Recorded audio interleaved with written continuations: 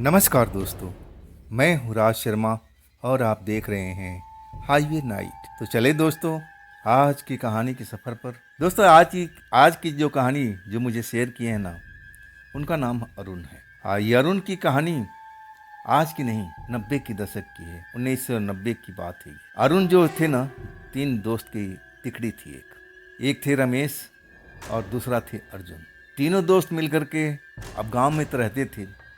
प्रयागराज के पास में उनका एक छोटा सा गांव था और वहाँ पर रहते थे। लेकिन सबसे जो पैसे वाले थे ना, वो थे अर्जुन, और ज़्यादा पढ़े लिखे भी थे। लेकिन तीनों लोग अपने गांव में रह कर के अपना मौज मस्ती करते थे। पैसे की कोई कमी नहीं थी, खेती बाड़ी भी ठीक ठाक थी।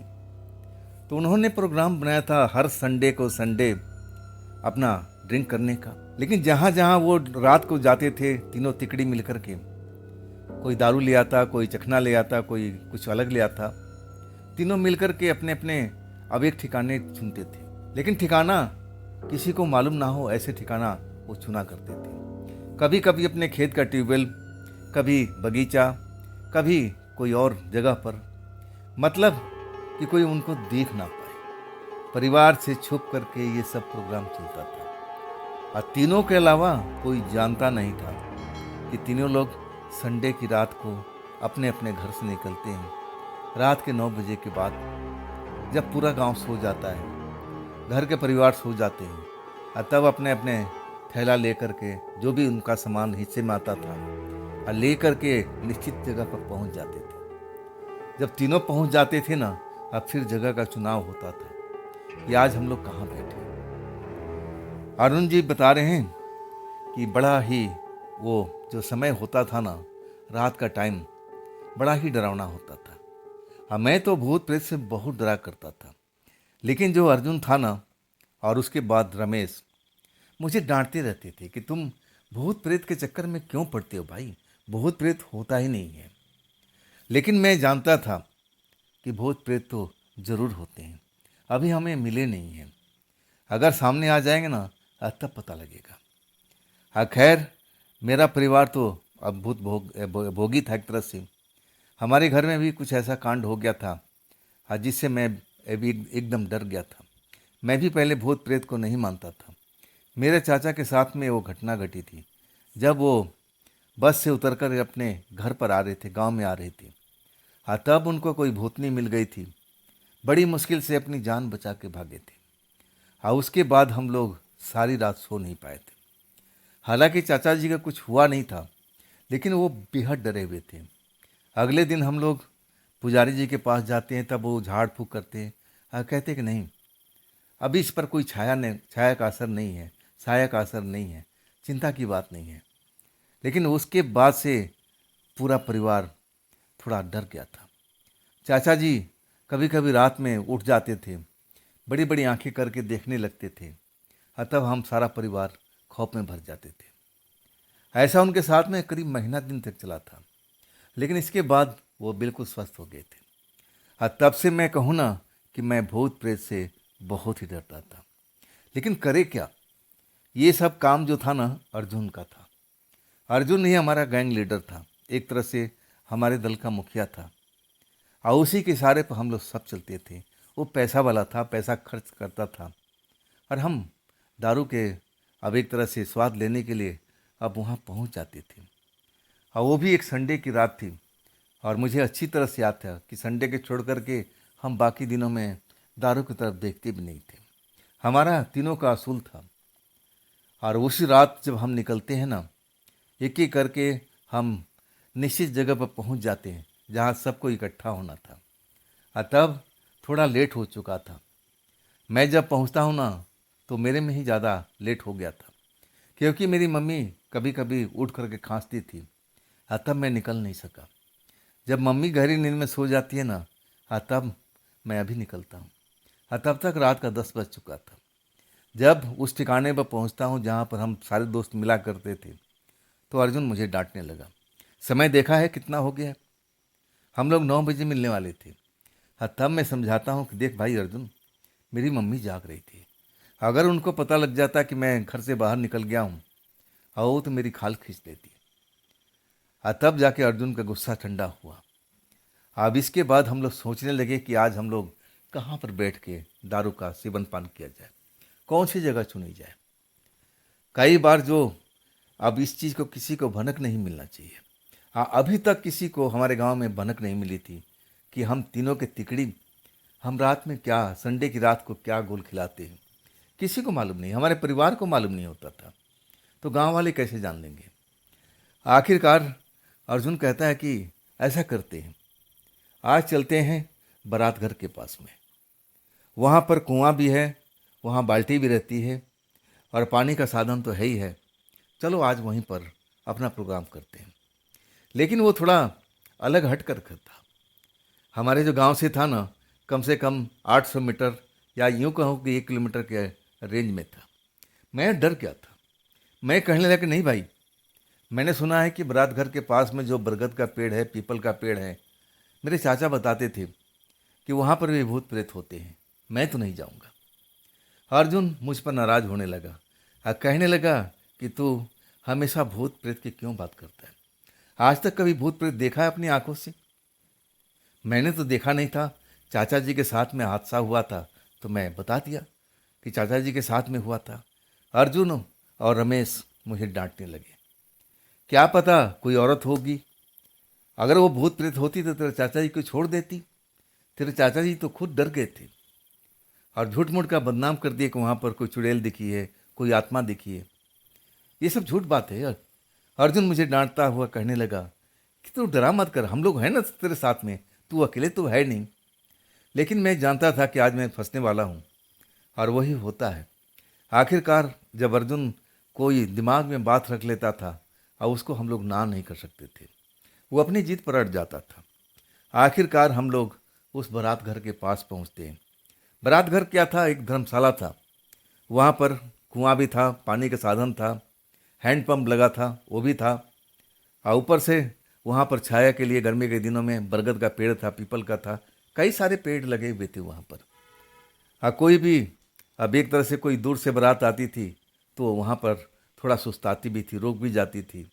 गांव के बारात आती थी तो वहाँ पर पहले अब उनको रुकाया जाता था।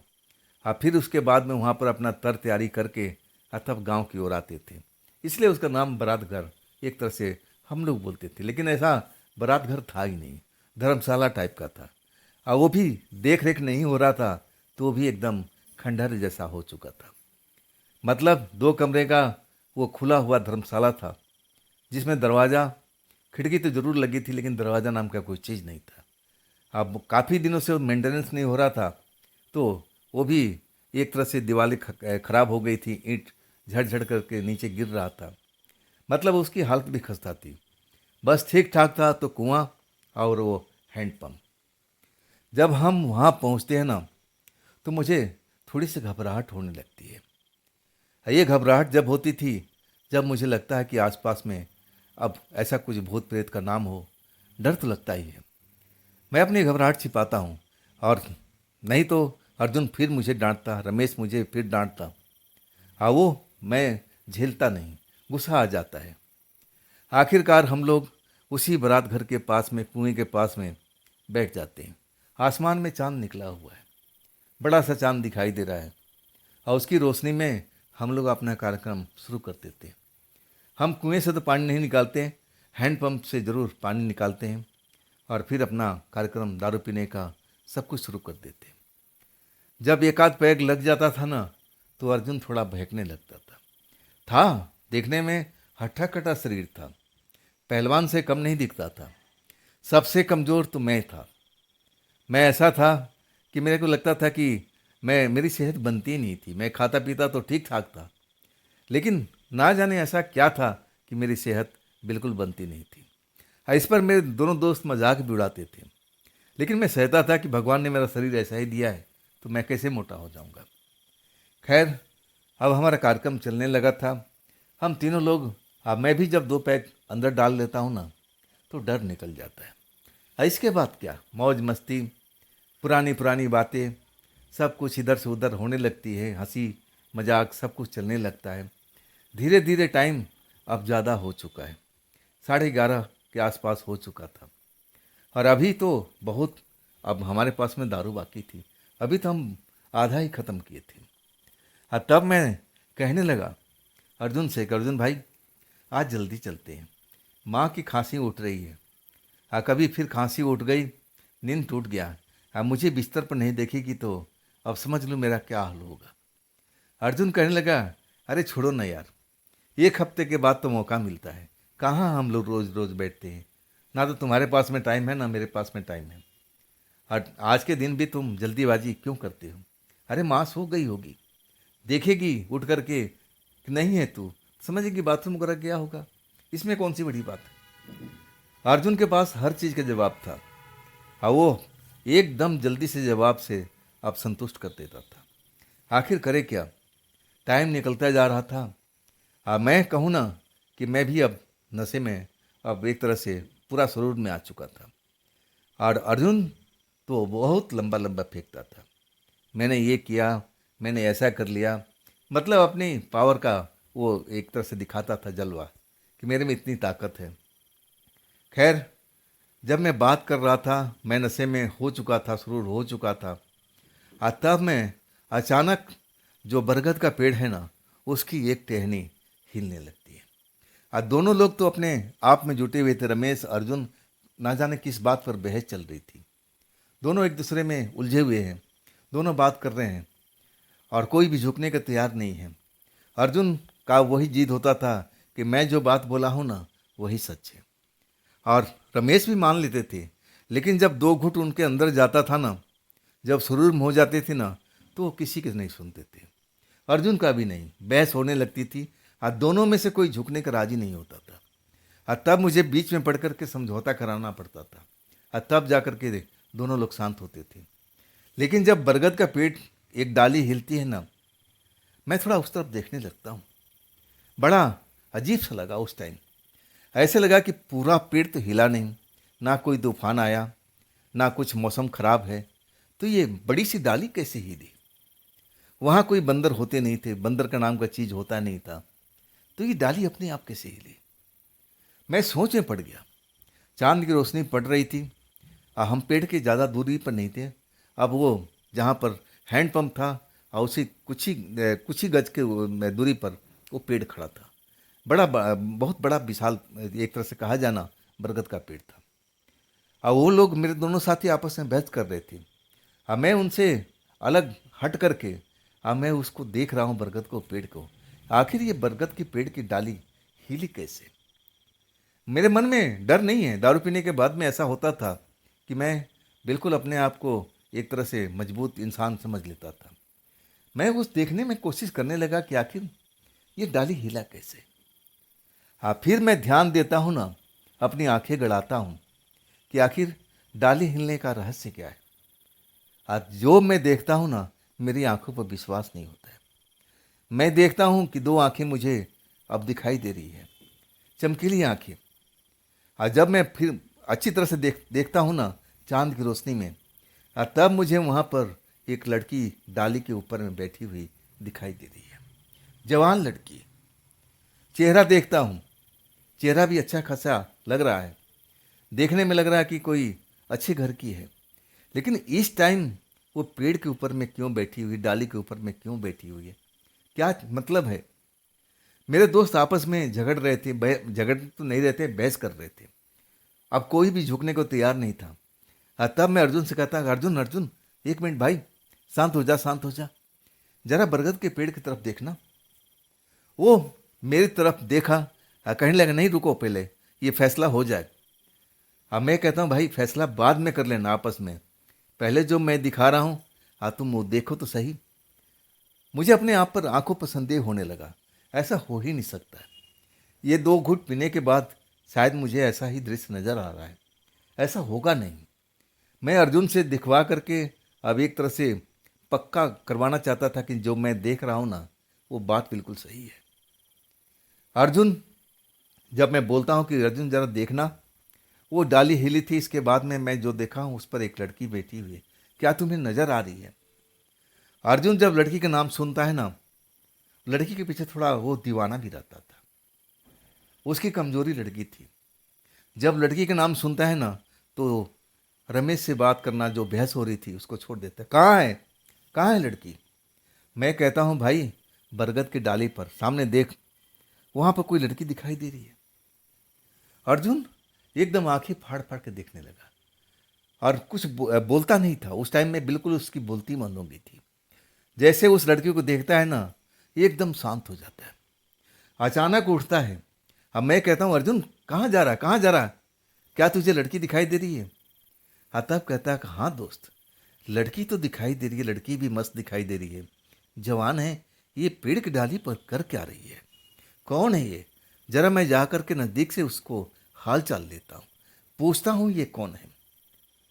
मुझे भी जरा शक नहीं था कि मैं उसको दिखाऊंगा और वो फटाफट उठ करके उस बरगद के पेड़ के पास चला जाएगा। मैं तो सपने में सोचा नहीं था। मुझे लगा कि मेरी आंखें धोखा खा रही है, ऐसा हो ही नहीं सकता। लेकिन जब अर्जुन देखता है ना, तो अपने आप को कंट्रोल नहीं कर पाता। उठ के खड़ा होता है और डाली की तरफ चल देता है। और फिर जो रमेश बहस कर रहा था अर्जुन से, वो भी उस तरफ देखने लगता है और कहता है कि कहाँ कहाँ लड़की है भाई, कहाँ है, मुझे क्यों नहीं दिखाई दे रही है? सच कहूँ ना, मैं रमेश को कहता हूँ कि तेरी आंखें अब एक बुढ़ी हो गई है। तुझे अब इतनी दूरी के दिखाई नहीं दे रहा है? देखो लड़की बैठी हुई है डाली के ऊपर में, अपने पैर हिला रही है, तुझे दिखाई नहीं दे रहा? रमेश अपनी आंखें फाड़ फाड़ के देखना शुरू किया। कहने लगा नहीं भाई, मुझे तो कोई लड़की उड़की नहीं दिखाई दे रही है। ये जा कहाँ रहा पट्टा अर्जुन, कहाँ जा रहा है? अर्जुन बिना कोई मुड़े तुड़े सीधा उस डाली के पास पहुंचता है। जैसे ही पहुंचता है ना, मैं देख रहा था कि जब तक वहां पहुंचा था तब तक लड़की दिखाई दे रही थी। और वो लड़की रमेश को नहीं नजर आ रही थी, मुझे नजर आ रही थी और अर्जुन को नजर आ रही थी। जैसे ही वहां पर अर्जुन पहुंचता है, वो लड़की फिर एक बार डाली हिलती है और फिर ना जाने कहाँ गायब हो जाती है। अर्जुन वहां पर खड़ा पागलों के माफिक वो हिलती हुई डाल को देखता है। अरे वो लड़की कहाँ गई? मेरा नाम लेके बोलता है, अरे अर्जुन, अरुण, अरुण, लड़की कहाँ गई, लड़की कहाँ गई? सच कहूँ ना, मैं भी जब देखता हूँ और लड़की नज़र नहीं आती है तो मैं भी थोड़ा आश्चर्य में पड़ जाता हूँ। अरे अभी तो वहीं बैठी हुई थी। अब मैं भी उठ के चल देता हूँ, मेरे पीछे रमेश भी चल देता है। हम तीनों लोग उस बरगद के डाली के पास जाके खड़े हो जाते हैं। और डाली कम से कम 10-12 फुट की ऊंचाई पर थी, जिस डाली पर लड़की बैठी हुई अपने पैर हिला रही थी। उसकी आंखें चमक रही थी चांद की रोशनी में। और जब हम वहाँ पहुँचते हैं ना, तो अर्जुन कहता है कि अरे मैंने भी देखा था भाई, जवान खूबसूरत लड़की लग रही थी। मुझे लगा कि पूछना चाहिए कि इतनी वक्त इस पेड़ पर क्यों बैठी हुई, क्या हम लोग की जासूसी तो नहीं कर रही थी? उसको लगा कि ये कहीं लड़की हमारे गांव की है, कहीं हमारी जासूसी तो नहीं कर रही है कि हम लोग कर क्या रहे हैं। वो उस बात को उसको डर लग रहा था अर्जुन को कि कहीं गांव में हमारा प्रचार ना हो जाए, फेमस हम लोग ना हो जाए कि हम तीनों शराबी हैं और हम यहाँ बैठ के दारू पीते हैं। इस चीज़ से डरा हुआ था। लेकिन जब लड़की डाली हिलती है फिर गायब हो जाती है ना, तो रमेश तो कहता है, अरे तुम लोग तो खाम खा, अरे कहाँ लड़की, मैंने तो देखा ही नहीं, तुम दोनों की आंखें कुछ ज़्यादा ही दिख रही है। अरे लड़की होती तो नज़र आती ना। लेकिन अर्जुन डांटता है रमेश को, अरे मैंने देखा है और अरुण ने भी देखा है, अब तूने नहीं देखा तो हम क्या कर सकते हैं? अब इसके बाद जब लड़की नज़र नहीं आती है तो हम लोग सोच लेते हैं कि अब ना जाने कौन थी भाई, अब कैसे चली गई। उस टाइम भूत प्रेत के दिमाग में कोई बात नहीं आ रही थी, मेरे मन में ही नहीं आ रही थी कि वो लड़की भूत प्रेत हो सकती है। इसके बाद अर्जुन कहता है चलो यार चलो, हो सकता है हमारे दिमाग के बहम हो। ये दारू आज आज की जो है ब्रांड अलग है, कहीं हम लोग को चढ़ तो नहीं गई है। देखो ना, रमेश को नहीं चढ़ी है, तभी तो लड़की नहीं दिखाई दे रही थी। और हम दोनों के एक तरह से मजाक का दौर चलने लगा था। फिर हम लौट आए थे। इसके बाद हमारी जो बची खुची दारू थी, अब उसका आनंद लेने लगे थे। आधी रात हो चुकी थी। लेकिन उसके बाद मेरी नज़रें जो थी ना, उस डाली पर जाकर रुक जाती थी। लेकिन वो लड़की दोबारा दिखाई नहीं दी। अब इसके बाद हमारा कार्यक्रम खत्म होता है। अब फिर हम तीनों दोस्त अब घर की तरफ चल पड़ते हैं, गांव की तरफ। गांव पहुंचने के बाद सब कुछ सामान्य था, बिल्कुल कोई ऐसा कोई दिक्कत कोई परेशानी तीनों में किसी का नहीं। अब फिर हम अपने अपने घर की तरफ तीनों अब चल देते हैं। रमेश जो अपने घर की तरफ अर्जुन अपने घर की तरफ और मैं अपने घर की तरफ अब चल पड़ा था। हम जाते हैं, आराम करते हैं, जाते ही बिस्तर पर पड़ जाते हैं और मम्मी अभी आराम से सोई हुई थी, पता तो चला ही नहीं, या पता भी चला होगा तो मैं कोई ना कोई बहाना बना दूंगा। इस चीज़ में तो मैं मास्टर ही था। इसके बाद मुझे सुबह में नींद खुलती है। नींद खुलने के बाद में मम्मी जो थी ना, मुझे बड़ी बड़ी आंखों से घूरती हुई और एकदम मुझे जगाती है, और वही जगाने के बाद मेरी नींद खुलती है। मैं अपनी खाट के पास मम्मी को देखता हूँ, जो बड़ी बड़ी आंखों से, मैं समझ गया कि मम्मी गुस्से में है, और क्या हुआ है, किस बात पर नाराज है, मुझे उस चीज़ की जानकारी नहीं थी। और तब मम्मी कहती है कि तू रात में कहाँ गया था। सीधा एक टूक सवाल। सच कहूँ ना कि मुझे पसीना आ गया था। सुबह के वक्त में आँख खोलते ही ये सवाल मुझसे जो पूछा माँ ने, तो मुझे तो पसीना आ गया था। मैं कहने लगा, मैं कहाँ गया था, मैं तो कहीं नहीं गया था, मैं तो बिस्तर पर था माँ। माँ जो थी ना, बहुत गुस्से में थी और कहने लगी कि मैं पूरा 1 घंटा जग करके तेरा इंतज़ार किया था कि तू बाथरूम वगैरह गया होगा, तू अभी लौटेगा अभी लौटेगा, लेकिन तू 1 घंटा के बाद तक नहीं लौटा। कहाँ था, कब तू आया, कितने बजे आया, मुझे सब कुछ सच्चाई जानना है और तू सच्चाई बताएगा। मैं कहने लगा कि नहीं माँ, तुम्हारा सोचना गलत है। मैं गया था ज़रूर बाथरूम, हाँ वहाँ पर थोड़ा अब लेट हो गया था, थोड़ा हवा पानी खाने लगा था और इसके बाद मैं लौट आ गया था। मैं जब आया था ना तो तुम सोई हुई थी। मैं माँ को बड़ा मुश्किल से अब मना पाता हूँ, लेकिन लग रहा था कि माँ को मेरे ऊपर विश्वास नहीं है। खैर, यहाँ की बात तो मैं अपने घर की आपको बता दिया, लेकिन अब चलते हैं अर्जुन के घर पर। अर्जुन भी अपने घर में आराम से अपने बिस्तर पर सो चुका था। रात आधी आधी रात तो हम लोग वहीं पर, जो बारात घर था वहाँ पर हमारा अब टाइम निकल चुका था। इसके बाद हम लोग नशे में भी थे। अर्जुन अपने खाट पर आकर के मस्त सो जाता है। इसके बाद उसको ऐसा लगता है कि वो किसी के साथ में लेटा हुआ है। जब हाथों से पकड़ने की कोशिश करता है कि आखिर कौन मेरे बिस्तर पर है जो मुझे छू रहा है, तब एक कोमल हाथ उसके हाथों में आ जाता है। ये एहसास करता है ये हाथ किसी मर्द का नहीं है। अर्जुन के घर में उस टाइम कोई मर्द था नहीं अर्जुन के अलावा, और जो भी थे सब बाहर में थे, नौकरी वोकरी करते थे। तो उस टाइम में अर्जुन के घर पर थे। जब कोमल हाथ में पड़ता है ना, तो अर्जुन आंखें खोल देता है। अर्जुन जब आंखें खोलता है ना, तो सामने में वही बरगद वाली लड़की दिखाई देती है। वैसे ही सुंदर चेहरा, मुस्कुराता हुआ। अर्जुन उसको देख करके ऐसा लगता है कि वो सपने में है और सपने के अंदर में ही सब कुछ हो रहा है। उसको जरा भी यकीन नहीं हुआ कि वो खूबसूरत लड़की उसके बिस्तर पर क्या करेगी, कैसे आ जाएगी भाई। उसको लगता है कि सब सपने में हो रहा है। फिर सपने में ही समझ करके उसके सर पर हाथ रख करके अब सो जाता है, नींद लग जाती है। उसके बाद उसके साथ क्या हुआ उसको कुछ पता नहीं है। लेकिन जब सुबह उसको माँ जगाती है कि अर्जुन उठ जा, सुबह हो गया है, सुबह हो गया है। तब अर्जुन जगता है। जब अर्जुन जगता है ना, तब बिस्तर पर देखता है तो एकदम चौंक जाता है। बिस्तर पर खून ही खून पड़ा हुआ था। खून किसका था भाई? अर्जुन को लगा कि कहीं उनको रात वात में चोट तो नहीं लग गई। ये खून कहाँ से बहा? खून कहाँ से बिस्तर पर आ गया? जरूर मुझे चोट लगा होगा। तब मैं अपनी माँ से कहता, माँ जरा देखना मेरे बिस्तर पर ये खून, ये कहाँ से आया? कहीं मुझे चोट वोट तो नहीं लग गई, कोई कीड़ा वड़ा तो नहीं खा गया है। माँ देखती है, इतना सारा खून देख करके वो भी चौंक जाती है। ये कैसे हुआ बेटा, कैसे हुआ? तब उसका शर्ट वगैरह और पीठ वगैरह सब कुछ देखती है। तब गर्दन के पास में एक छोटा सा घाव दिखाई देता है, और उसी में से शायद ये खून रिस रिस के बह रहा था।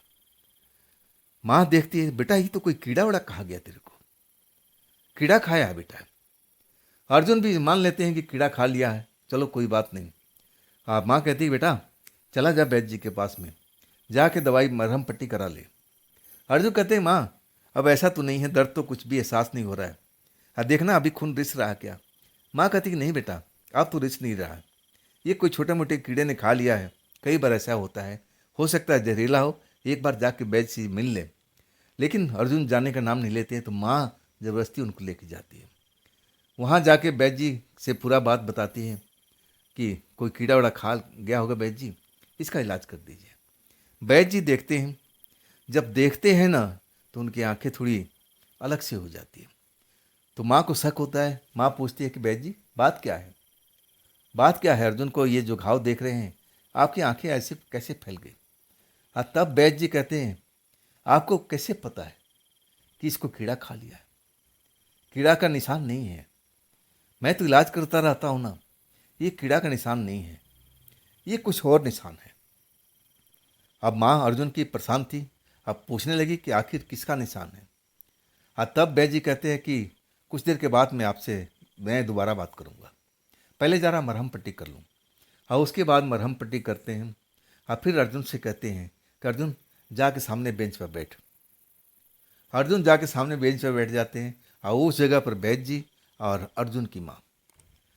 तब अर्जुन की माँ बोलती है कि वैद्य जी आप कुछ बता रहे थे। तब वैद्य जी अर्जुन की माँ की तरफ देखते हुए कहते हैं सच सच बताइएगा, आपका बेटा रात में इधर उधर घूमता है क्या।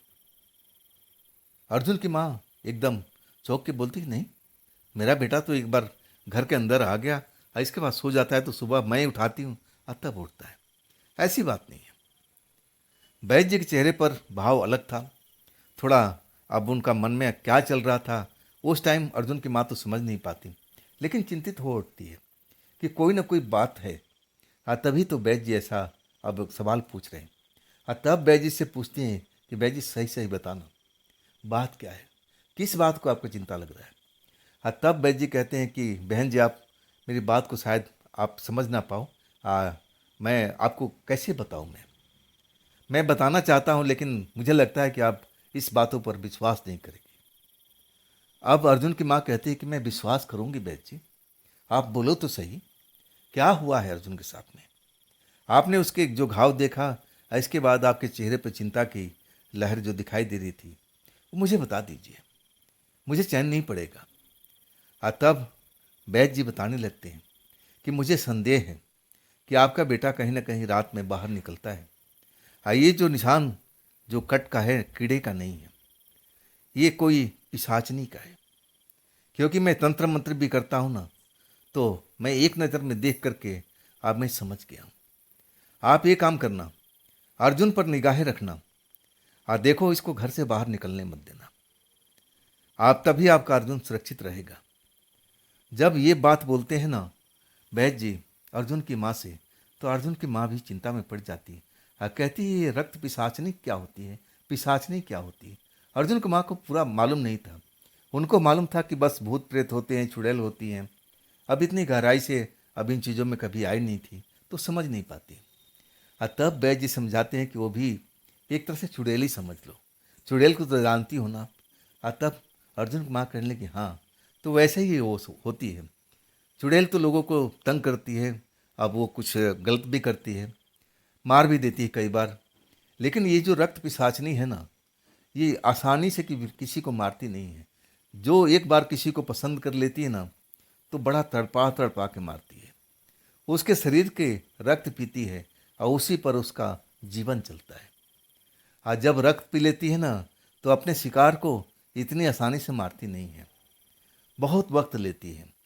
जब तक उसका दिल ना भर जाए उस इंसान से, तब तक उसको मारती नहीं है। अब अर्जुन की माँ बिल्कुल डर जाती है कि वैद्य जी ये आप सच कह रहे हो। तब वैद्य जी कहती कि हाँ बहन जी, मैं बिल्कुल सच कर रहा हूँ। उसी वक्त उनकी माँ अर्जुन को बुलाती है, बेटा इधर आ, इधर आ बेटा। अर्जुन माँ को देखते हैं, चेहरा डरा हुआ दिखाई दे रहा, चिंता की लहरें दिखाई दे रही है। तो माँ से पूछती हैं बात बात क्या है माँ, कोई खास बात है क्या। आप मैं तब से देख रहा हूँ कि आपके चेहरा पर चिंता दिखाई दे रही है, क्या हो रहा है बेजी से, क्या बातचीत हो रही है। तब माँ कहती है बेटा तू रात में कहीं गया हुआ था क्या। अर्जुन एकदम चौंक जाते हैं, चेहरा फक हो जाता है कि माँ को कैसे पता, बैद जी को कैसे पता। तब कहते कि नहीं नहीं मैं कहीं नहीं गया। माँ कहती कि देख बेटा सच बता दे, तेरी जिंदगी मौत का सवाल है, तुम मेरे से कुछ छिपा मत। जब माँ का ये रूप रूप देखते हैं गुस्से वाला, और चिंता में डूबा हुआ। अर्जुन कहते हैं बात क्या है माँ, पहले माँ मुझे बात तो बताओ। तब माँ कहती है कि नहीं, पहले मुझे तू ये सच्चाई बता कि तू रात में कहीं गया हुआ था क्या रात में। तब अर्जुन कहते कि हाँ, मैं गया था अपने दोस्तों के पास में। हम लोग अब जो पूरी बात है ना छिपाते नहीं हैं, लेकिन वो बताते हैं कि हम तीनों दोस्त रात के टाइम मिलते हैं, कभी किसी जगह पर कभी किसी जगह पर। तीनों दोस्त हम हंसी मजाक करते हैं। मुझे जल्दी से नींद नहीं आती नहीं माँ, तो हम लोग हंसी मजाक करके और जब हम लोग थक जाते हैं तो लौट जाते हैं। इतनी सी तो बात है माँ। बैस जी सब बात सुन रहे थे। कहने लगे बेटा सच बता दे, अगर तू पिछली रात में कहीं बाहर था तो किस जगह पर था। अर्जुन कहने लगे हम बारात घर के पास में थे, वहां पर थे। बैस जी कहते तुम वहां पर किस लिए गए थे बेटा, वो भी 1 किलोमीटर दूर गांव के बाहर, वहां किस लिए गए थे। तब अर्जुन अपने आप को रोक नहीं सके। मतलब कितना देर झूठ को छिपाते। आखिरकार उनको उगलना ही पड़ा कि हम लोग अब दारू का नाम नहीं लेते हैं, कि हम तीनों दोस्त संडे संडे को कभी कभी हम लोग बियर पी लेते हैं, बस इतनी सी बात है। तब बैस जी कहते हैं बेटा वहाँ पर कुछ तुमने अलग कोई चीज़ देखा, कुछ अलग तरह का कुछ दिखाई दिया, सोचो ज़रा, अपने दिमाग पर जोर डालो। तब अर्जुन सोचने लगे। कहने लगे कि हाँ, एक चीज़ मुझे नज़र आया, मेरे दोस्त को भी नज़र आया, अरुण को भी। अरुण ने ही मुझे बताया था कि अर्जुन देख जरा वो बरगद के पेड़ के पास डाली पर कोई लड़की बैठी है क्या। अब मैं भी देखा तो मुझे भी दिखाई दी थी। अब मुझे लगा कि ये कहीं मेरी जासूसी तो नहीं हो रही है, कहीं माँ मेरे लिए जासूस तो नहीं भेज दिया है। मुझे इस बात का डर था। अब मैं वहाँ जब पहुँचता हूँ ना तो डाली अचानक जोर से हिलती है और फिर लड़की गायब हो जाती है। बैस जी आंखों में देख रहे थे अर्जुन को। अब लग रहा था कि अर्जुन बिल्कुल सच बोल रहा है। तब कहने लगे बेटा इसके बाद क्या हुआ। अर्जुन कहने लगे फिर हम तीनों दोस्त अपने अपने घर पर आ गए थे। बैस जी कहने लगे घर के आने के बाद में कुछ तुम्हें याद है, तुमने किसी को देखा तुम्हारे साथ में, सपने में, अंदर में, ख्वाब में, या फिर आमने सामने में कुछ तुम्हें महसूस हुआ। अर्जुन अपने दिमाग पर जोर डालने लगे। कहने लगे हाँ, मैंने उस लड़की को अपने बिस्तर पर देखा था। अब मुझे लगा कि ये मेरा ख्वाब है, मेरा सपना है, अब वो लड़की कैसे मेरे बिस्तर पर आ सकती है। इसके बाद मैं ऐसे ही हाथ उसके ऊपर में रख करके जैसे सपने में हूँ और सो जाता हूँ। मुझे याद नहीं है कि मैं उसके बाद में मैं अब कहाँ पर हूँ। अब एक तरह से सपने में आ चुका था और गहरी नींद आ चुकी थी। मुझे सुबह ही जब माँ मुझे जगाती है तब मेरी नींद खुलती है। इसके बाद में जब मैं बिस्तर पर देखता हूँ तो बिस्तर पर चादर खून से सना हुआ था। मैं माँ को बोलता हूँ तब वो देखती है कि तेरे गर्दन के पीछे एक छोटा सा घाव है। मुझे लगा कि कोई कीड़े ने काट लिया है। जब बैस जी पूरा कहानी समझ जाते हैं तब वो पूछते हैं कि बेटा सच सच बताना, जब तुम उस लड़की को बरगद के पेड़ के डाली पर बैठे हुए देखा था, उसकी आंखों में कोई विशेष चमक थी। अर्जुन अपने दिमाग पर जोर डालने लगे। कहने लगे हाँ, उसकी आंखों में एक चमक सी थी, जैसे अब जंगली जानवरों में होता है, रोशनी पड़ते ही उसकी आंखें चमकने लगती है, ऐसे ही उसकी आंख में चमक थी। तब कहते हैं कि ठीक है बेटा, जो भी मैं तुमसे पूछा सब कुछ मुझे संतुष्टि मिल गई, अब चिंता मत करो, तुम वहाँ बेंच पे जाके बैठ जाओ, मैं तुम्हारी माँ से कुछ बात करना चाहता हूँ। अर्जुन चले जाते हैं और बेंच पे बैठ जाते हैं। तब माँ पूछती है कि बैस जी माजरा क्या है। तब बैस जी कहते हैं कि जो मैंने सोचा था ना वही चीज़ है, वो रक्त पिशाचनी है। अब वो अपने डाले पर बैठी हुई थी और तुम्हारे बेटे को वहाँ पर जाने की जरूरत क्या थी। वो तो खुद पर खुद एक तरह से उस पिशाचनी के पास पहुँच गए कि लो भाई, मेरा शरीर तुम ले लो, मेरा तुम खून पी लो। बैस जी अब अर्जुन पर भड़कने लगे थे, क्या जरूरत थी वहाँ पर, वो भी रात के टाइम में। तीनों दोस्त ये आवारा किस्म के हैं, क्यों गए थे वहाँ पर। क्या उनको पता नहीं है कि उस जगह पर रात बिरात प्रेत आत्माएं घूमती रहती हैं। पूरे गांव के लोग जानते हैं, तो उनको कैसे नहीं पता था। अर्जुन की माँ बहुत परेशान थी।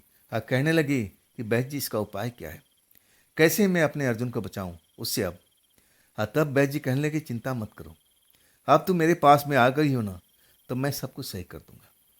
लेकिन अर्जुन को कुछ दिन तक अपने घर में अब बिल्कुल निगरानी करना पड़ेगा।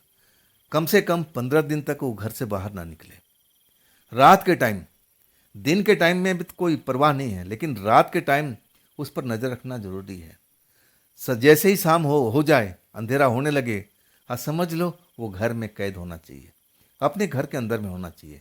हाँ कुछ मैं आपको कुछ सामान दे रहा हूँ, मैं कुछ तेल दे रहा हूँ, और वो तेल में ले जाना आप, और नई दीपक ले लेना और उसमें तेल डालना और उसमें दीपक जलाना। और वो शाम होते ही दीपक जला देना। जिस कमरे में अर्जुन रुकेगा, जिस कमरे में सोता है, और वो दीपक जलता रहना चाहिए रात भर। ऐसा 15 दिन कर लो। हाँ देख लेना, खुद ही खुद वो लड़की अब अर्जुन को छोड़ देगी। लेकिन बड़ा आपको निगरानी करनी पड़ेगी। दूसरी चीज़ है कि वो दीपक रात भर बुझना नहीं चाहिए। अगर एक बार भी बुझ गया ना, अगर आपको नींद आ गई, तो समझ लो सब किए कराए पर पानी फिर जाएगा। फिर मैं कुछ नहीं कर पाऊंगा, फिर तो आगे कहीं आपको निकलना ही पड़ेगा। अब अर्जुन के माँ सर पकड़ लेती, हे ईश्वर अब मैं क्या करूं। तब वैद्य जी कहते कि अभी देर नहीं हुई है, अभी एक ही रात हुई है। अगर ये 2-4 रातें हो जाती ना, तब मैं भी हाथ खड़े कर लेता। अब जो मैं कह रहा हूँ और उसी पर आप अब तैयारी कर लीजिए। वैद्य जी अपने जाते हैं अंदर में, और एक बोतल में तेल भर के आते हैं और दे देते हैं। कुछ और चीज़ें देते हैं जो बीज होता है, और बीज किसका था क्या था वो अर्जुन की माँ तो समझ नहीं पाई। कहने लगी जब तेल आप डालो उस पर ना, तो ये बीज भी डाल देना, तब रुई डालना, फिर दीपक जला देना। दीपक रात भर जलता रहना। अब इस चीज़ को आपको ख्याल करना है। 15 दिन कर लो, फिर मेरे से आकर मिलना आप। अर्जुन को लेकर के और सारा सामान लेकर के जो वैद्य जी दिए थे, अब घर की तरफ चल पड़ती है। अब रास्ते भर में कुछ अर्जुन से बात नहीं होता। अर्जुन पूछता है कि माँ बात क्या है। तब माँ टाल देती कि नहीं बेटा, जो मुझे बताया गया था अब मैं सब कुछ करूँगी, कुछ नहीं है, सब कुछ नॉर्मल है, लेकिन तू अब घर से बाहर नहीं निकलेगा नहीं। जैसे ही शाम होगा तू घर के अंदर में रहेगा, नहीं तो तेरी जान को आफत आ सकती है। अब ये रक्त पिशाचनी के बाद तो माँ बताती नहीं कि अर्जुन डर जाएगा। तब अर्जुन इतने नादान नहीं थे, पूछने लगे कि मामला कुछ क्या है माँ, कुछ तो बता दूँ। तब कहने लगी माँ कि देख, वहाँ पर जो तुझे लड़की जो दिखाई दिया था, वो लड़की एक तरह से प्रेतात्मा है बेटा। अब प्रेतात्मा तेरे पास में रात में भी आई थी, अब मुझे उससे दूर करना है, बस इतनी सी बात है। 15 दिन सब्र रख, ये 15 दिन जल्दी खत्म हो जाएगा, इसके बाद तू आज़ाद है। अर्जुन समझ गए कि मुझ पर विपत्ति आई हुई है, मुझे माँ का कहना मानना चाहिए। इसके बाद गांव लौट आते हैं, फिर अपने दोस्तों के पास जाते हैं। पहले रमेश के पास में, फिर अरुण के पास में पूरी घटना का ब्यौरा देते हैं। तब अरुण कहने लगते हैं कि देख अर्जुन, मैं तुझसे बोलता था ना कि वहाँ धर्मशाला यानी बारात घर के पास में जाना ठीक नहीं है। अब ऐसा ही वो जगह है, वहाँ पर प्रेतात्माएं रात में भटकती रहती है। देख वही हुआ ना, मुझे उसी चीज़ का टेंशन था। वो जो लड़की मैंने देखा था, मुझे लगा कि मेरी आँख का भ्रम है, वो तो देख अब एक प्रेतात्मा निकली ना, कोई चुड़ैल निकली ना, तेरे घर में आ गई ना। अर्जुन सब कुछ बात अपने दोस्तों से छिपाए नहीं थे, सब कुछ शेयर कर दिए थे। अब इसके बाद तीनों दोस्त अब कहने लगे अब क्या होगा। तब अर्जुन कहते हैं कि माँ ने सब कुछ इंतजाम कर लिया है, और वैद्य जी अब कुछ करने के लिए बोले हैं, लेकिन 15 दिन तक हमें सूरज डूबने से पहले घर पहुंचना होगा, और रात भर एक दीपक है जो जलता रहेगा। 15 दिन कर लेना दोस्त, जल्दी से ख़त्म हो जाएगा। अब मैं रात में तुम लोगों से मिल नहीं पाऊंगा। अब इसके बाद वही सिलसिला शुरू हो जाता है। शाम होते ही अब जो अर्जुन थे कहीं भी होते थे, लेकिन खुद ही खुद घर में आ जाते थे, और उसके बाद माँ दीपक जलाती थी, और जो बीज दिए थे वो बीज डाल देती थी। हर दिन दिए को साफ करती थी दिन के टाइम में, और फिर अब एक तरह से नया सिरे से तेल डालती, बीज डालती, और ऐसा करते करते 15 दिन बीत चुका था। इन 15 दिनों में वो ऐसा कोई ख्वाब नहीं देखे जो पहली बार में देखे थे। वो लड़की प्रेतात्मा यानी रक्त पिशाचनी उनके पास में बिल्कुल नहीं आती। जब 15 दिन बीत जाता है ना, तब अर्जुन को लेकर के माँ वैद्य जी के पास जाती है। अब वैद्य जी से कहती है कि आप अब देख के बताइए क्या वो पीछा छोड़ चुकी है।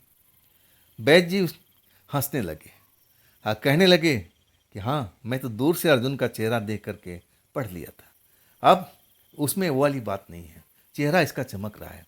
चमकने का मतलब प्रसन्न है, और इसमें अब कुछ नहीं है। अब आप निश्चित रहिए, अब वो रक्त पिशाचिनी आपके बेटे के पास पे बिल्कुल नहीं आएंगे। लेकिन अपने बेटे को समझाइए, ऐसे जगह पर रात के टाइम में बिल्कुल ना जाया जाए। हाँ, उसके बाद अब अपने घर में लौटते हैं। हाँ, खुद अर्जुन फैसला करते हैं कि नहीं, जो होना था अब हो गया। अब आज के बाद हम कभी भी रात के टाइम में ऐसी जगह पर तो बिल्कुल नहीं जाएंगे। हाँ, इसके बाद वो लोग जो दारू पीते थे वो भी आदत उनको छोड़ना पड़ा था। तो दोस्तों, ये थी आज की कहानी। आप कैसी लगी आपको ज़रूर कमेंट में बताइएगा। हाँ दोस्तों, ये भी चैनल आप ही का है, तो इसको भी अपना प्यार दीजिए, लाइक कीजिए, सब्सक्राइब कीजिए, अपने दोस्तों को शेयर कीजिए। हाँ, फिर हम मिलते हैं ना कल की रात इसी चैनल पर, इसी टाइम पर। तो दोस्तों, आप लोग अपना ख्याल रखिएगा। नमस्कार।